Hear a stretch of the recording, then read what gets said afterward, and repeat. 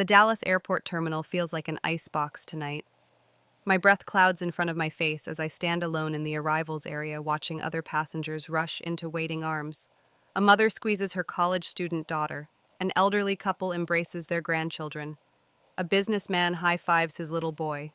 Final boarding call for Flight 2187 to Chicago echoes through the terminal, and I flinch at the emptiness surrounding me.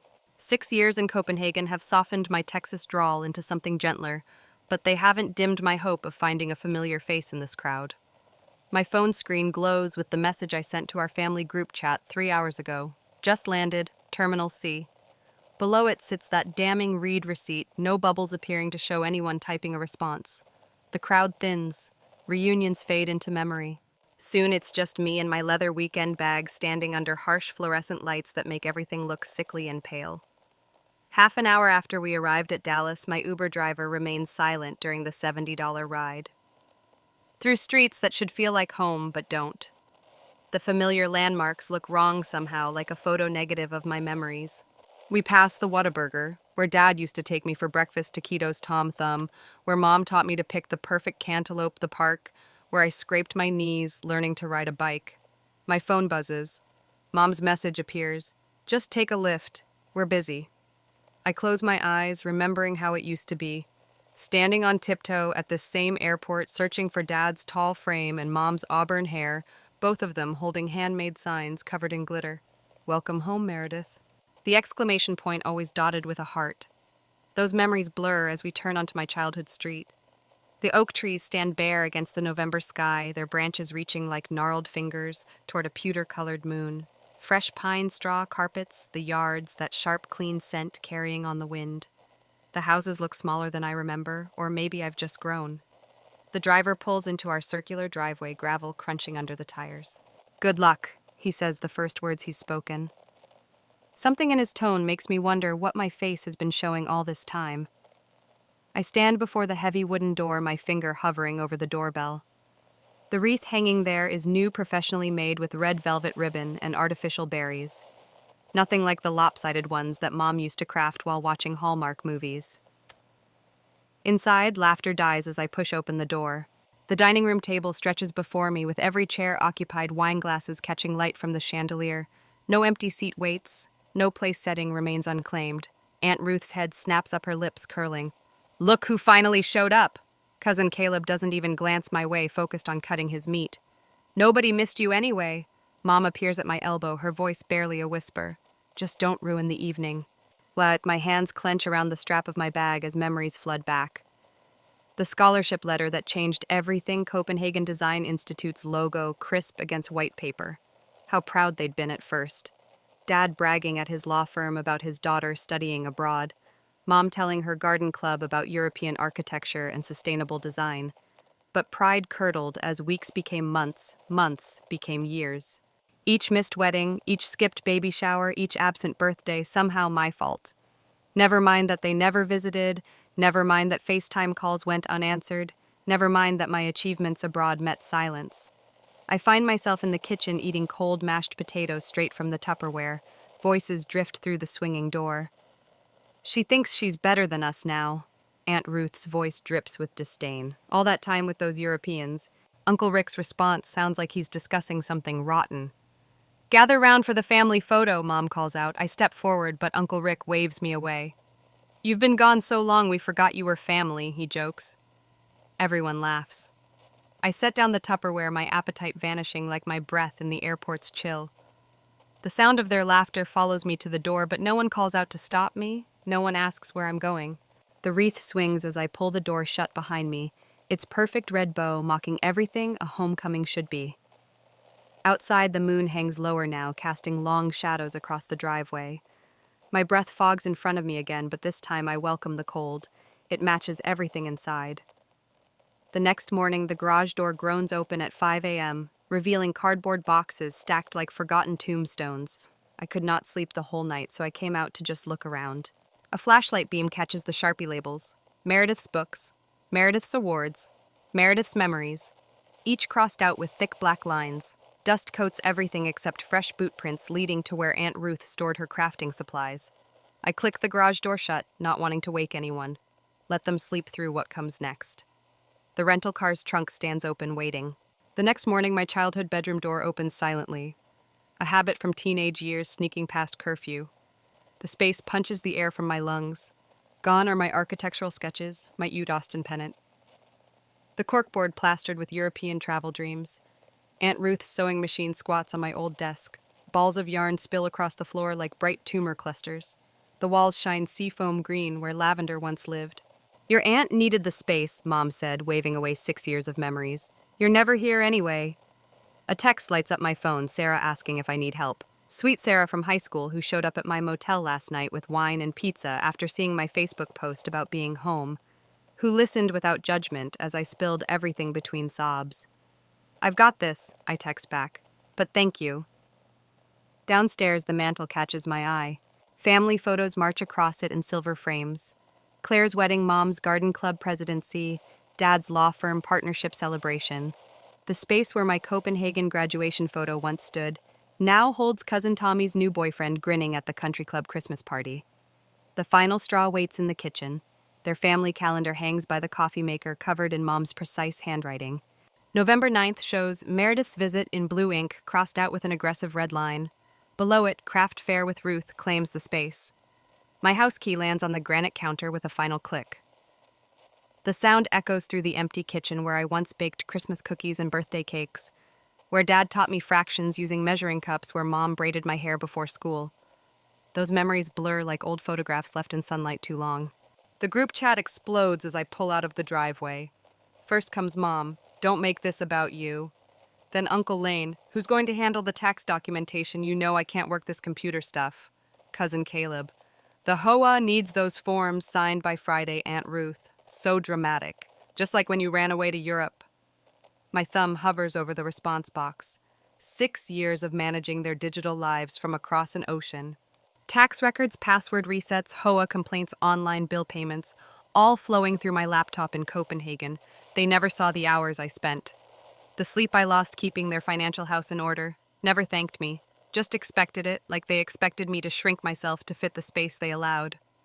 A new message from Sarah pops up. "You okay? Coffee at Pearl's when you're ready." My Copenhagen team checks in next. "Missing our morning design review. Hope home is treating you well." Mrs. Henderson from next door sends a heart emoji. "Saw you leaving, dear. They don't deserve you." The motel room keycard feels warm in my palm. Room 237 at the Arlington Suites may not be home, but at least it's honest about being temporary. No false promises of welcome. No expectations to contort myself into shapes that don't fit. That same day, Uncle Lane's panic rises through a series of texts about locked retirement accounts. The family's digital infrastructure, carefully built and maintained from 4,000 miles away, begins to creak without my constant attention. Years of managing their online lives taught me one thing: they only valued what they lost. My single response silences the group chat. I won't help without an apology. The phone buzzes with private messages. Aunt Ruth tries guilt. "After all we've done for you." Mom attempts manipulation. "Why do you hurt us like this?" Uncle Rick goes for threats. "You'll regret this attitude, young lady." Each message strengthens my resolve. The trust fund paperwork sits unopened in my laptop bag, requiring all grandchildren's signatures before the holiday disbursement. They'll figure that out soon enough. The sun breaks over Arlington's skyline as I pull into Pearl's diner. Sarah waves from a window booth, 2 steaming coffees waiting. Her smile holds no judgment, no expectations, no demands to be someone I'm not. For the first time since landing, my shoulders drop from around my ears. The coffee's aroma wraps around me like a Danish wool blanket. My phone buzzes again, but I silence it without looking. Some ties need to break before new ones can form. Through the diner window, a moving truck inches past. Young couple in the cab, excitement bright on their faces as they drive toward their future. I remember that feeling from 6 years ago, pulling away from this same spot toward Copenhagen. The terror and thrill of choosing myself. Time to choose myself again. Next day, the first overdraft notice from Wells Fargo lands in Uncle Lane's inbox at 6:43 a.m. His panicked voice message hits my phone before 7. "Meredith, the retirement accounts are locked. I can't access anything. Call me back immediately." I sip my motel coffee and watch the sunrise paint the parking lot in watercolor shades of orange. 3 more messages arrive while I spread strawberry jam on my toast. This isn't funny anymore. Aunt Ruth's voice crackles through the speaker.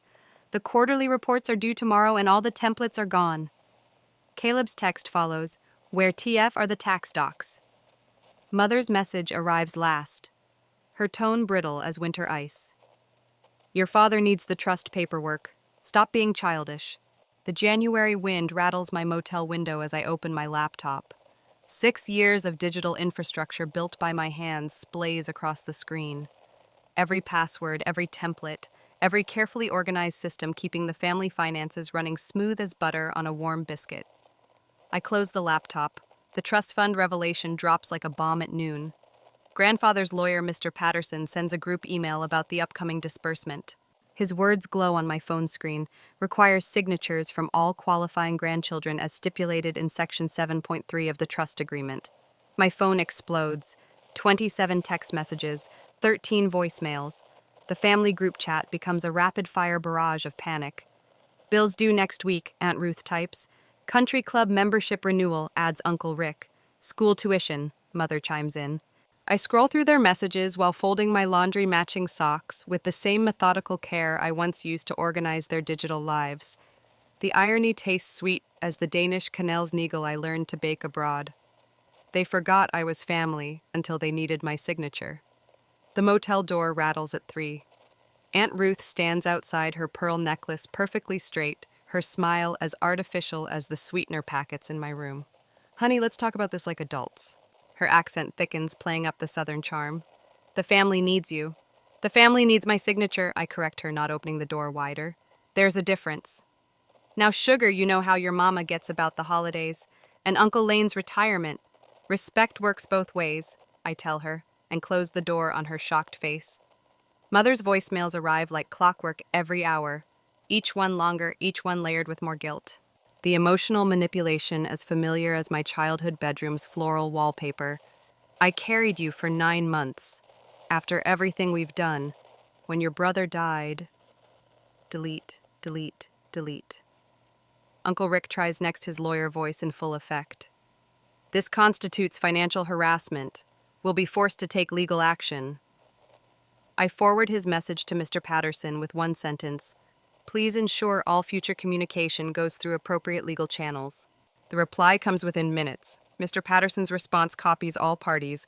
Mrs. Blake's position as trustee is legally protected. Any attempts at coercion may result in trust dissolution.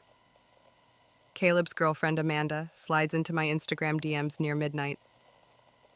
Everyone makes mistakes when they're hurting. Time to show some maturity. I block her account and open my email. The letter to the family lawyer flows out of me, calm and clear as the Copenhagen harbor at dawn. Dear Mr. Patterson, I am willing to sign the trust disbursement under the following conditions. 1. Written apologies from each family member, acknowledging specific instances of disrespect. 2. Agreement to attend monthly family therapy sessions for minimum 6 months. 3. Professional mediator present at all future family financial meetings. 4. Written agreement to maintain appropriate boundaries and communication. These terms are non-negotiable. Regards, Meredith Blake. My thumb hovers over the send button. Grandmother's tearful voice echoes in my memory. Family should always forgive. But forgiveness without change is just permission. I press send. The response comes from my Copenhagen team first. Eric's video call lights up my screen, his familiar face warming the cold motel room. The Oslo project can be managed remotely, he says without preamble. Stay as long as you need or come home to us. Your choice. Home. The word settles in my chest, solid and real as the Danish brick buildings I've grown to love. Sarah's text arrives next. Thanksgiving at my house this year. Chosen family only. No guilt served with these sweet potatoes. My design clients fill my inbox with messages of support. The developer in Austin, take all the time you need, we trust your vision. The restaurateur in Houston, family boundaries are healthy boundaries, we respect that. I spread my documents across the motel desk, everything in perfect order. The passwords they need, the templates they've lost, the systems they can't access. 6 years of playing digital atlas holding their world on my shoulders. The motel coffee maker drips steady rhythm as I update my professional portfolio. A message from a local design firm lights up my phone. Saw your work in Copenhagen. Available for consultation. Uncle Lane's retirement accounts remain locked. Aunt Ruth misses her filing deadlines. Caleb's tax documents stay tucked away in folders he can't access. The family finances crumble like old cornbread without my silent support.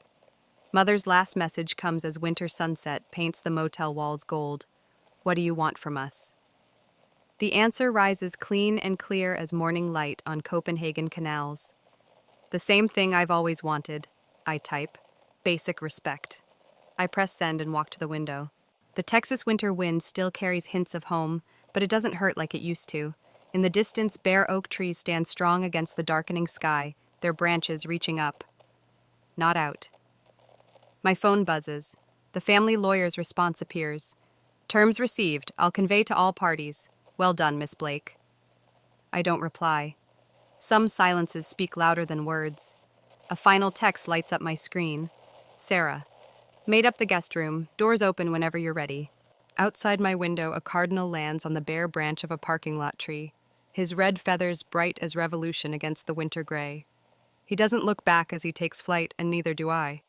Next week, the law firm's granite conference table stretches before me like a judge's bench. Mother's attorney slides another stack of papers across its polished surface, his Mont Blanc pen extended like a peace offering. Just sign here, Miss Blake. We can resolve this today. I lift the first page, noting the header, Petition for Emergency Access Override. The familiar Blake family crest watermark catches the morning light. Father had it designed when his firm hit 7 figures, back when appearances meant more than authenticity. This is the 3rd revision. My voice carries the calm certainty I learned in Copenhagen boardrooms. The answer is still no. His television commercial smile cracks. Your family only wants what's fair, access to their own accounts. Their accounts, I tap the paper, that I set up, that I organized, that I managed for 6 years while living across an ocean. A notification lights up my phone. Uncle Lane's retirement portfolio has dropped another 12%. The message from his broker asks about accessing the backup documentation I archived. Documentation that would take weeks to recreate without my digital filing system. Your cousin Caleb is facing significant IRS penalties. The lawyer leans forward, his Texas twang thickening. Surely you don't want that on your conscience. My laugh startles us both. My conscience? Where was his conscience during Thanksgiving dinner? The leather of my chair creaks as I stand. Mother's silk scarf lies abandoned on the table, dropped during her tearful exit an hour ago. The Hermes pattern swirls with horses she'll never ride, a status symbol more than a memory. Tell my family this respect isn't negotiable. Neither are my terms. The January sun throws long shadows across the parking lot as I leave the firm's glass tower. Another notification, Aunt Ruth's latest social media post about her ungrateful niece destroying family unity. The comments beneath it spark an unexpected warmth. Boundaries are healthy, Ruth. Maybe ask why she needed them. Proud of you, Meredith. Standing up to family is the hardest thing. Remember when you excluded her from the Christmas photo? Karma exists. My former Sunday school teacher, 3 neighbors, and Mother's Bridge Club friends have all weighed in. The carefully curated image of Blake family perfection dissolves with each supportive comment. A text from Uncle Lane confirms the dominoes are falling. Had to cancel the Aspen house. Your aunt's not speaking to me. I picture their usual February ski trip. Aunt Ruth posting countless photos of perfect powder and APR's ski parties. Another crack in the social fad they've maintained since Patrick's death, since they decided appearances mattered more than healing.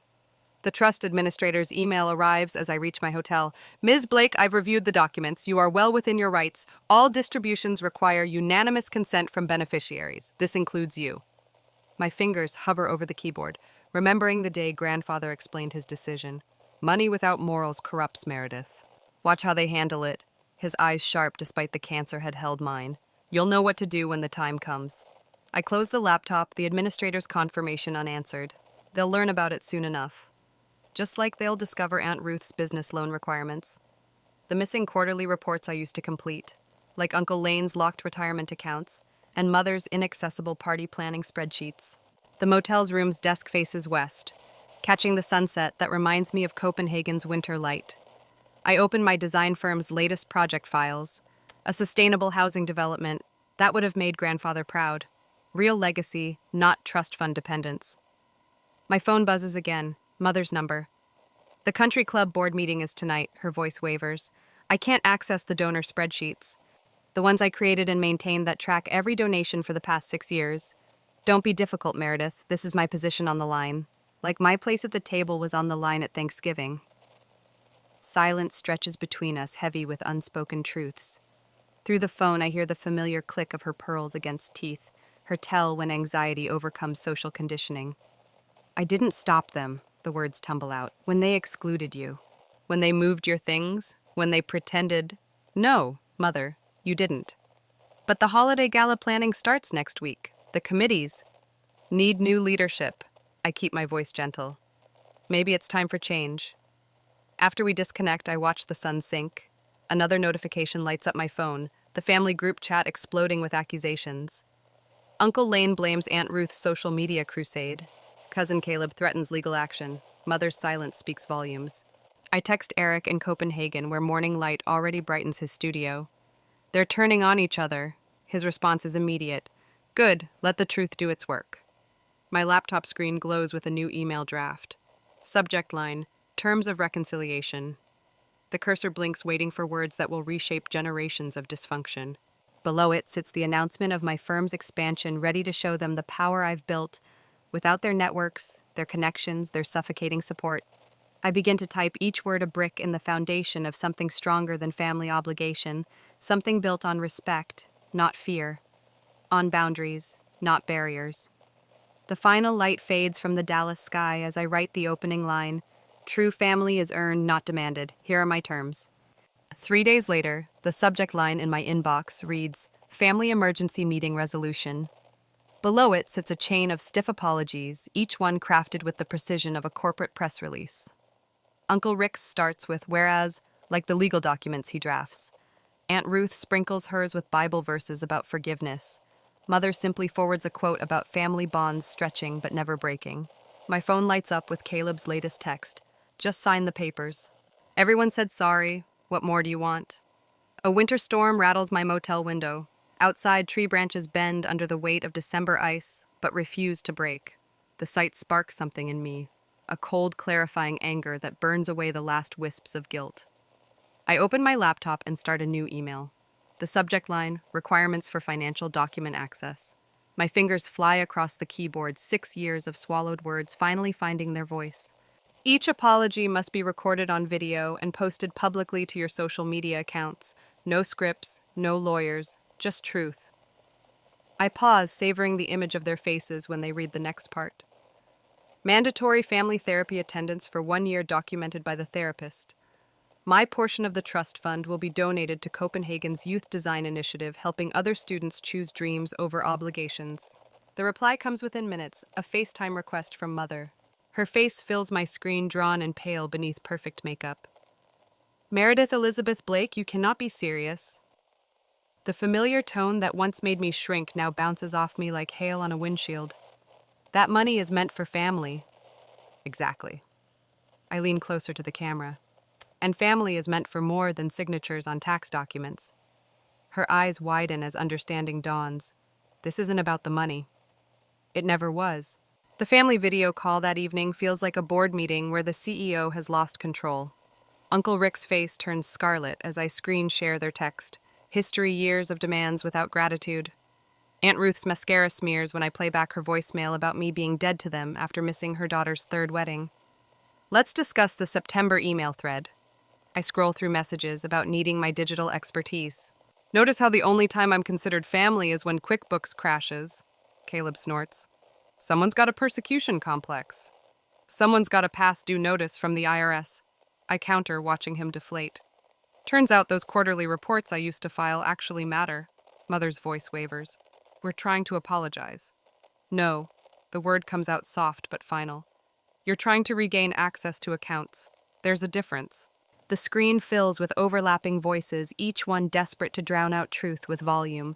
I watch them spiral into blame Ruth, accusing Rick of mortgaging family property, Caleb revealing Mother's secret credit cards, years of financial codependency unraveling in real time. My phone buzzes with private messages. I'll double your fee. Uncle Rick. Think about your poor grandmother. Aunt Ruth. You were always the selfish one. Caleb, I forward each message to the family group chat. The video call erupts again, faces reddening as their tactics turn on each other instead of me. That trust fund could set you up for life. Mother tries one last time. I own a successful design firm in Copenhagen. The words taste like freedom. I haven't needed that money in years. I just needed you to see me. Silence falls like snow, thick and heavy. The videos need to be posted by midnight. I check my watch. I hear that public apologies are good for the soul. Uncle Rick disconnects first, his lawyer mask cracking.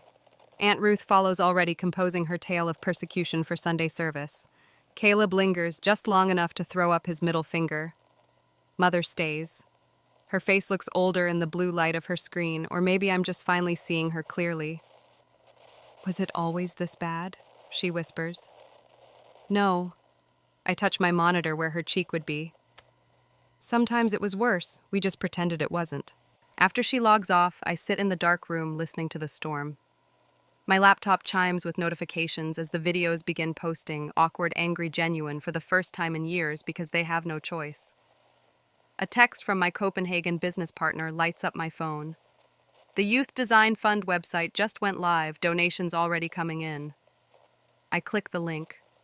The landing page shows students sketching dreams into reality, their faces bright with possibility. Below them, my mother's trust fund portion converts into scholarships, each one a key to unlock a different cage. My finger hovers over the family group chat icon. The little red number shows 37 unread messages. Beyond my window, the storm breaks. Ice melts from branches, leaving them lighter, freer, ready for new growth. I close the chat without reading. Some silences speak louder than words. Some endings are really beginnings in disguise. Tomorrow I'll book my flight back to Copenhagen, back to the life I built instead of the one I was assigned. Let them keep their empty apologies.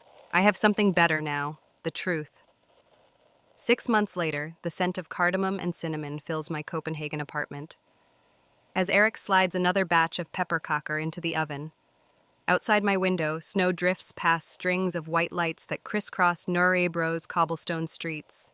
Inside, warmth radiates from more than just my vintage wood stove. Your table runner is crooked, Eric announces, adjusting the hand-woven textile I brought back from a sustainability conference in Stockholm. His perfectionist streak mirrors my own, though I've learned to laugh at it now. Some of us were busy winning international contracts. I tease, tapping my laptop closed. The announcement will go public tomorrow: Blake Design Studios' expansion into sustainable corporate spaces across Northern Europe. 6 years ago, I would have immediately texted the family group chat, desperate for validation. Now the achievement feels complete without their commentary. My phone buzzes. Another Thanksgiving planning message appears in the old family thread. Aunt Ruth's annual plea for everyone to gather in Highland Park, complete with guilt-laden references to family tradition and what your brother would have wanted. I open my camera roll instead, scrolling to last night's hygge dinner. Astrid's silver hair glows in candlelight as she raises a glass. Eric's husband Thomas sprawls on floor cushions, while my entire international design team crowds around platters of traditional Danish smørrebrød mixed with Texas-style cornbread. The photo captures everything a family should be: chosen, cherished, real. With 3 quick taps, I send the image to the group chat. No caption needed, no explanation offered. The doorbell chimes and Astrid enters, stamping snow from her boots. I bring reinforcements, she announces, producing a bottle of aquavit and a knowing smile. My former professor turned mentor understands the weight of this week better than most. Did they respond, she asks, arranging vanilla-scented candles on my coffee table. The flames flicker against walls painted the palest grayish shade that took me weeks to perfect. Not yet. I pour 3 glasses of aquavit, but I didn't send it for them. The truth settles in my chest, warm and certain as summer sun. Those hours of therapy learning to separate need from love, obligation from choice, have bloomed into something beautiful. My work fills pages of international design magazines. My home welcomes friends from every corner of the globe. My heart no longer flinches at silence from Texas. Eric raises his glass. To boundaries. To growth, Astrid adds. To finding home. I finish the aquavit, burning sweet and clean. My phone lights up again. Mother's name appears, but not in the group chat. A private message. I understand now. The photos of your life there, you've built something real, something true. I let the words sit, neither dismissing nor embracing them. Time has taught me that understanding takes root slowly like the herbs growing in my kitchen window. Some family members have begun to shift. Others remain rooted in old patterns. I've learned to accept both without letting either define me. The scent of finished cookies fills the air. Outside Copenhagen's early winter, darkness settles like a velvet cloak, but my windows glow with warmth. Eric pulls out his phone, deliberating over playlist choices for tomorrow's holiday party. Astrid arranges fresh greenery in a ceramic vase I threw myself at a local pottery studio. The scene reflects everything I've become, a woman who creates spaces where authenticity thrives. A text from a potential client in Stockholm needs attention. My company motto catches my eye. At the bottom of the email signature, authentic foundations. The words mean something different now than when I chose them. They speak not just of sustainable architecture, but of the careful way I've rebuilt myself, brick by brick, choice by choice. I move to my bedroom window, watching shadows play across the courtyard. The neighbor's cat prowls along snow-dusted ledges. A violin student practices scales in the apartment above. My reflection appears in the glass, overlaying the scene like a double exposure. The woman looking back has my mother's auburn hair, but stands straighter, smiles easier. She has built a life that fits her perfectly, not because it mirrors anyone else's expectations, but because it echoes her own truth. Behind me, laughter spills from my kitchen. The sound wraps around me like a familiar quilt pieced together from 1,000 small moments of chosen joy. Eric curses in Danish as something clatters. Astrid's rich alto harmonizes with the Christmas music now playing softly through my speakers. I leave the window unlocked, a habit from Texas I've never fully broken. The gesture feels different now, not an anxious invitation, but a quiet acknowledgement. The door remains cracked, not flung wide. Some might eventually walk through with new understanding. Others might not. Either way, I stand complete. My design table holds plans for tomorrow's client meeting. The sketches show spaces that breathe, that welcome, that honor both roots and wings. In the margin, I've written a note: home is not a place, it's a truth. The winter light fades outside my windows, but inside everything glows.